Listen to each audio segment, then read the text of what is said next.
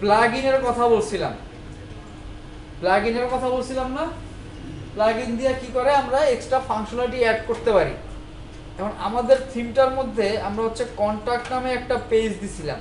আমাদের কন্টাক্ট পেজটা কি খালি আছে, তাই না? কন্টাক্টে আসলে কি থাকবে? আমাদের মোটামুটি একটা হচ্ছে ফর্ম থাকবে, তাই না? তো ফর্মটা তো আমাদের লাগবে। এখন এই ফর্মের ফাংশনালিটি অনেক আছে। ফর্ম আপনি দিলেন কিন্তু ফর্ম আসলে কাজ করলো না, ওটা তো আমরা সরাসরি এইচটিএমএল করতে পারি, কিন্তু ওয়ার্ডপ্রেস তো আসলে জাস্ট এইচটিএমএল না, এটা ডাইনামিক।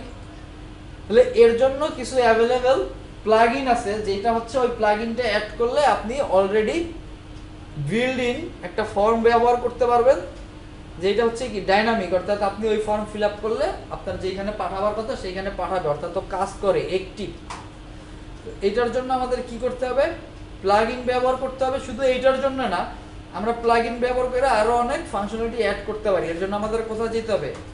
ইনস্টল প্লাগইন অথবা অ্যাড নিউ। ইনস্টল প্লাগইনে গেলে আমাদের অলরেডি যা যা আছে এইগুলা থাকুক। আমরা তাহলে এখন আমাদের উদ্দেশ্য হচ্ছে আমরা একটা অ্যাড করব প্লাগইন। তো এই ফর্মের কাজ করার জন্য কন্টাক্ট ফর্ম 7 নামে একটা প্লাগইন আছে, যেটা মোটামুটি বেশ ব্যবহার হয়। কন্টাক্ট ফর্ম 7 অ্যাড নিউ প্লাগইনে গিয়ে কন্টাক্ট ফর্ম 7 লিখে একটু সার্চ দেন, যে প্রথমেই আসছে। তাহলে ওরা এখন ইনস্টল নাও দেই। দেখছেন ওর ব্যবহার, দেখছেন কত? প্লাগইন ব্যবহার করার সময় সবসময় হচ্ছে যার দেখবেন সবচেয়ে বেশি ইউজ হচ্ছে ওইটাই ব্যবহার করবেন। ইনস্টল করি এটাতে।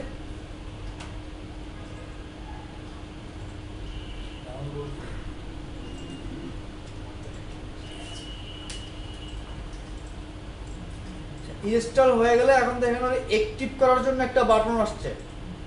আগে আমরা থিম যেরকম অ্যাক্টিভ করছিলাম, ওরও একই কাজ, অ্যাক্টিভ করে দেন।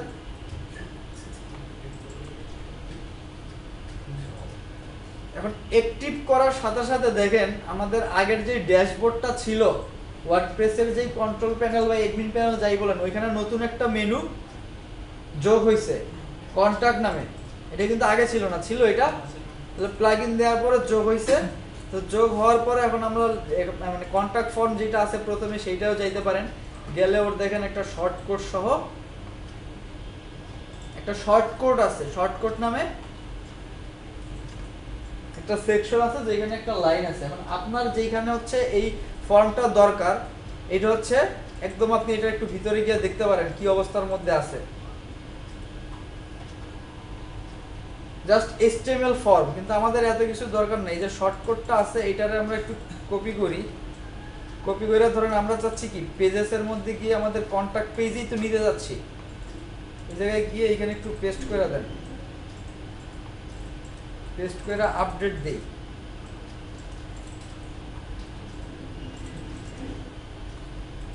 দেখেন আমাদের ফর্ম আইসা পড়ছে না? কিছু করতে হয়েছে আমাদের? কিচ্ছু কিন্তু করতে হয় নাই। জাস্ট প্লাগইনটা নামাইছি, একটা শর্টকাট ছিল সেটা কপি করে আমাদের পেজে লাগুক, পোস্টে লাগুক, আপনার যেইখানে ফর্ম লাগবে সেইখানে নিয়ে পেস্ট করে দিবেন, তাহলে কাজ শেষ। এখনো অ্যাক্টিভ, মানে ওরা এখন কোথায় কি পাঠাবেন সেটা আপনি ঠিক করে দিতে পারবেন। এখন কোথায় কি পাঠাবো সেটা তো আসলে ঠিক করা হয় নাই, হইছে? সেটা ঠিক করার জন্য এই যে এডিটে যখন গেছিলাম তখন দেখেন এই যে মেইল, এটা হচ্ছে ফর্ম। আমাদের ফর্মের কি অবস্থা, এখান দিয়ে আমরা চেঞ্জ করলে অনেক কিছু চেঞ্জ করতে পারবো। এখন মেইল বাই ডিফল্ট হচ্ছে আমার যে মেইল দিয়ে আমি এখানে খুলছিলাম সেইখানে কইরা দিচ্ছে। মানে আপনি চাচ্ছেন অন্য কোনো মেইলে, মানে ওইখান দিয়ে কোনো মেসেজ পাঠাইলে কোন মেইলে যাবে অ্যাড্রেসটা বলে দিতে হবে না আমাদের। এইখান দিয়ে জাস্ট আপনি চেঞ্জ করে দিতে পারেন, কোনো অসুবিধা নেই। আপনি এখানে গিয়ে সব চেঞ্জ করে দিবেন, কিভাবে কি যাবে, কোথায় কি যাবে সেভ করে দিলে হয়ে যাবে। তারপর হচ্ছে আপনার এইখানে গেলে অটোমেটেড বা আপনি কোনো মেসেজ পাঠাবেন কিনা বা এটার পরে কোনো ফিডব্যাক দিবে কিনা সেইটাও আপনি এইখান দিয়ে সব ঠিক করে দিতে পারবেন। এডিশনাল সিটিং আছে, এগুলো আছে, এগুলো আপনার মেইলে যাবে। এই যে এই মেইল অ্যাড্রেসে যাবে এগুলো, এখানে ডাটাবেসের কানেক্ট করে না, এখানে মেইলে যাবে সরাসরি। মেইল টু দিয়ে আমরা পাঠাই না, ওইখানে যাবে। হ্যাঁ, রাখার জন্য ব্যবস্থা নাই এরকম কিছু না, ব্যবস্থা তো আপনারাই করতে হবে, ব্যবস্থা তো আপনি করবেন। বাট ওরা দিছে কি জন্য, সহজে আপনি কিভাবে করতে পারেন সেই কাজটা। তাহলে এটা আমরা একটা ফর্মের ব্যবহার দেখলাম, যে প্লাগইন ইউজ করে আমরা কত সহজে একটা ফর্ম ইনস্টল করতে পারি এবং একদম অ্যাক্টিভ একটা ফর্ম ব্যবহার করতে পারি। অনেক সহজ না? তাহলে প্লাগইন মানে ব্যবহার করে আরো কত সহজ সহজ কাজ করা যাবে চিন্তা করেন, বা কত ভালো কাজ করা যাবে। আমাদের স্লাইডার লাগবে অনেক জায়গায়, আমরা স্লাইডারের প্লাগইন আছে, অটো একটা প্লাগইন অ্যাড করে জাস্ট বইলা দিব কোথায় কাজ করতে হবে, ও কাজ কইরা নেবে। আমাদের মানে অনেক ফাংশনালিটি আমরা এটার মাধ্যমে অ্যাড করতে পারবো। এই থিমটাই আমরা ব্যবহার করতে যাচ্ছি, ওর যতটুকু আমাদের কাস্টমাইজ করতে দিছে আমরা তো করতে পারছি। এখন আমার দেখা যাচ্ছে যে আওয়ার ডব্লিউপি টেস্ট মানে টেস্ট প্রজেক্ট যেটা লিখছি, জাস্ট অ্যানাদার ওয়ার্ডপ্রেস ওয়েবসাইট, এই কথাগুলো তো এখন কোথাও মানে এই কথাগুলো আমরা চেঞ্জ করতে চাচ্ছি, বা এই জায়গাটা আমি চাচ্ছি না, এটা আমরা করতে পারবো না। টাইটেল দিলেই তো আমার এখানে আইসা পড়তেছে এই জায়গাগুলো, মানে আমি এই জায়গাগুলো চাচ্ছি না আমার এখানে। যদিও আমি চাই আমার লোগোটা থাকবে এটার ভিতরে, বা এইখানে কোনো লেখাই দরকার নাই, বা এইটা থাকলো এইখানের লেখাটুকু আমার দরকারই নেই, জাস্ট অ্যানাদার ওয়ার্ডপ্রেস ওয়েবসাইট এই লেখাটা আমাদের দরকার নেই, বা এই জায়গায় আমি কোনো লেখাই রাখতে চাই না। এটা তো আমরা চেঞ্জ করতে পারবো, চেঞ্জ করার সুযোগ আছে না আমাদের। জাস্ট অ্যানাদার ওয়েবসাইট মানে ওয়ার্ডপ্রেস ওয়েবসাইট এই কথাটা চেঞ্জ করার সুযোগ আছে না?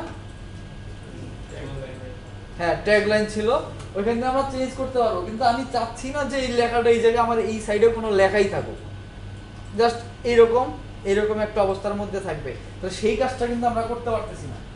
ট্যাগলাইন চেঞ্জ করার সুযোগ দিছে, কিন্তু না রাখার বা ওই জায়গাটা একদম ব্লাঙ্ক থাকবে সেরকম কোনো জায়গা দেয়নি। এখন আপনি বলতে পারেন তাহলে ওই জায়গাটা খালি রাখি, খালি রাখলে সে কিছু ডিসপ্লে করলো না, বাট জায়গাটা কিন্তু সে ধরে রাখলো, কোন একটা এলিমেন্ট তো আছে ধরে রাখার জন্য, তাই না?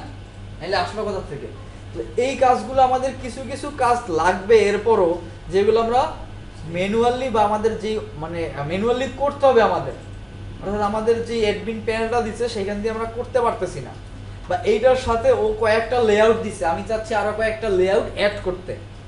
অন্যান্য ফাংশনালিটি যা আছে আমি এইগুলো ইউজ করব, বাট ফ্রন্ট পেজের যে ও একটা লেআউট দিছিল one page no side bar, এই কথাগুলো আমি চেঞ্জ করব, এবং আরো কিছু কিছু জায়গা আমি চেঞ্জ করতে চাই। যেমন ওর ফ্রন্ট পেজ বাই ডিফল্ট কি ব্লগ আসতেছে, আমি এটা চাচ্ছি না, অন্য জায়গায় নিয়ে যেতে চাই। এই সব কিছু কাজ করার জন্য কিন্তু আমাদের ফুল আমরা থিম ডেভেলপ করতে না জানি, কিছুটা থিম ডেভেলপমেন্টের আইডিয়া আমাদের থাকতে হবে, তাহলে আমরা এটা আরো ভালো কাস্টমাইজ করতে পারবো। ইউজারও যে তারও যদি কোর্স সম্পর্কে একটু ধারণা থাকে, সে তার মনের মতো করে একদম চেঞ্জ করতে পারবে, সে এক্সিস্টিং থিমটার উপরেই কাজ করবে, কিন্তু মনের মতো করে সে কাজ করতে পারবে। এই কাজগুলো করার জন্য যেই কাজটা আমাদের করতে হয় সেইটারে বলা হচ্ছে চাইল্ড থিম, মানে চাইল্ড থিম তৈরি করতে হয়। ও হচ্ছে আমাদের প্যারেন্ট থিম, ওকে অনুকরণ কইরা ওর সাথে কিছু অ্যাড করব, যোগ করব, বিয়োগ করব, সেই থিমটারে আমরা বলবো কি চাইল্ড থিম। তো সেইটা করার জন্য আমাদের কিছু প্রসিডিওর অবলম্বন করতে হবে, যেটা হচ্ছে আমরা নেক্সট ক্লাসে মনে হয় দেখব।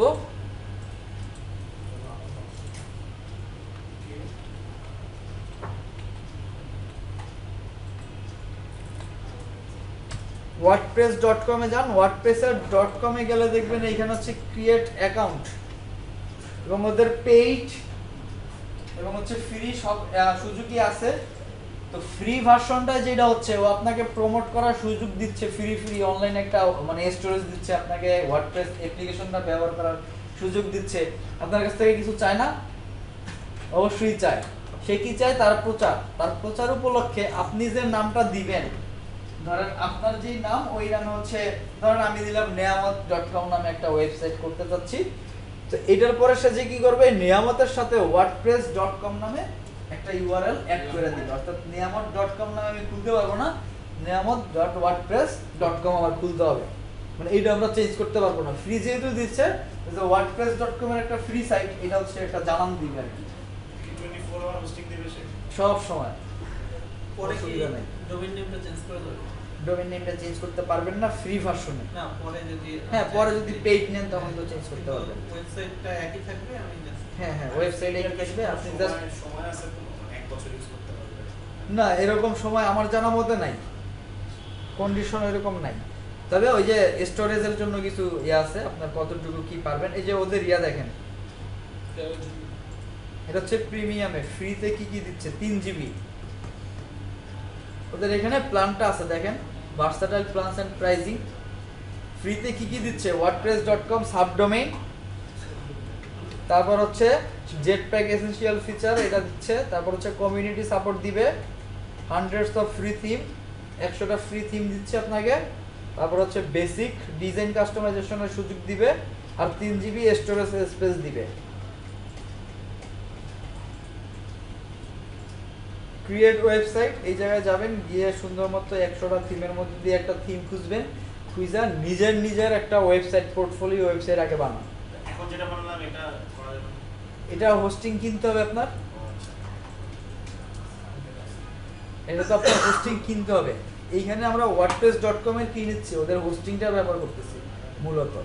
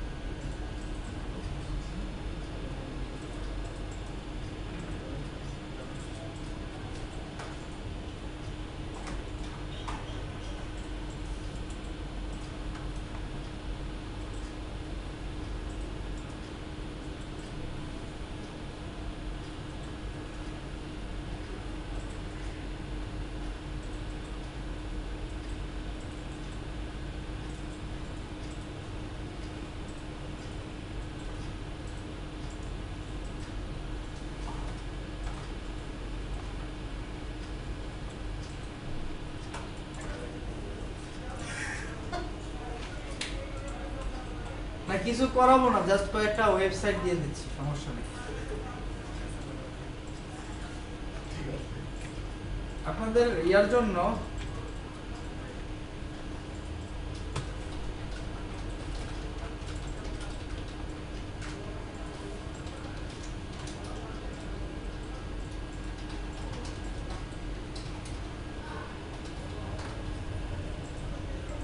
যে আনফ্লাশ ওইখান দিয়ে যেমন আমরা ইমেজ নামাইতে পারি, ইমেজ নামায় ওইখানে ইমেজগুলো তো অনেক ভারী আবার, তাই না?